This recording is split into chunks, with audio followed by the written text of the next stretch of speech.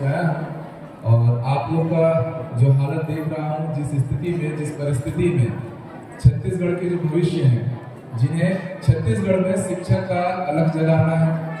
बस्तर से लेकर सरगुजा तक हमने वो जो सपना देखा है कि हम उन सुदूर ग्रामीण क्षेत्र के जो आदिवासी अंचल है उन बच्चों को पढ़ाकर छत्तीसगढ़ के माटी में ऐसे हीरे पैदा करेंगे जिससे पूरे भारत ही नहीं पूरी दुनिया में छत्तीसगढ़ के जो शिक्षा की पद्धति है वो आगे बढ़े, बच्चों का नाम हो। और शायद उस एक अवसर और एक उम्मीद के लिए यहाँ पर हजारों की संख्या में छत्तीसगढ़ के अलग अलग जिलों से कड़ाके की ठंड में विषम परिस्थितियों को झेलते हुए आप यहाँ पर हैं, इसके लिए आप सभी को साधुवाद है। और बुरा भी लग रहा है इस बात को लेकर कि जैसा कि मैं सुन रहा हूँ कि पिछले 6-7 दिनों से लगातार अन्न जल का त्याग करके बहुत से अभ्यर्थी ऐसे हैं जिनका सेहत लगातार खराब हो रहा है,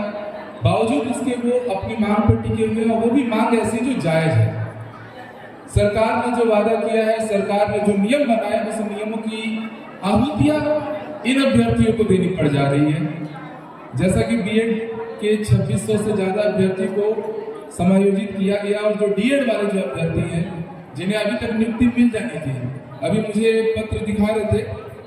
जैसे इस लेटर में मैंने पूरा देखा भी कि आप लोगों ने संवैधानिक तौर पे हर विधायक, हर मंत्री, शिक्षा मंत्री, मुख्यमंत्री जी तक अपनी बातें पहुंचाई,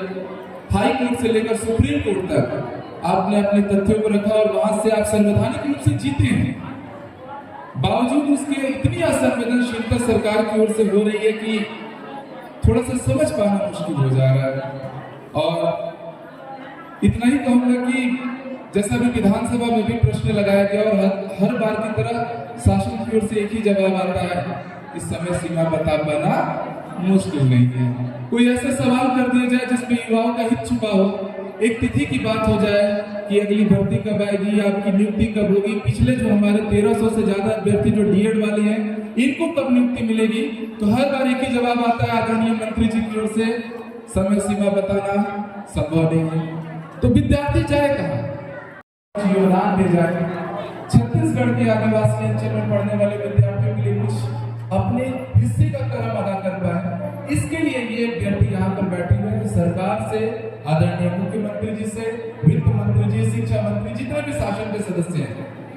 इतना ही आपसे विनम्र अनुरोध है कि इन विद्यार्थियों के तकलीफ को समझिए। ये वही विद्यार्थी हैं जिन्होंने आपको वोट करके,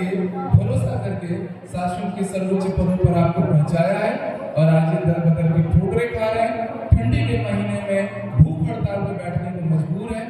तो थोड़ा सा इनके लिए आदरणीय शिक्षा मंत्री जी आप थोड़ी अपनी संवेदनशीलता दिखाइए और इनकी जो भी मांगे हैं न्यायोचित ढंग से उन्हें पूरा किया जाए। और मैं आप सभी से भी चाहूंगा कि आप लोग उम्मीद मत खोइएगा, क्योंकि सब शक्ति है। आज जो युवा के अनशन में बैठे हैं, इस चीज का जवाब सरकार को भी देना चाहिए, बच्चों से जुड़ना चाहिए, इनकी मांगों को समझना चाहिए। और ये जो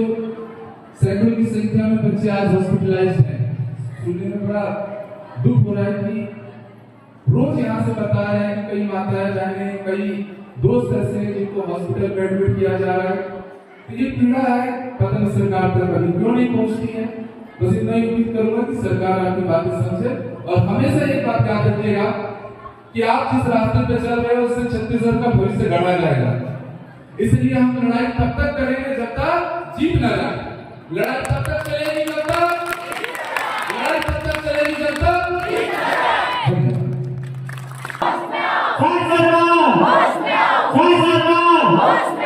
शिक्षा मंत्री, शिक्षा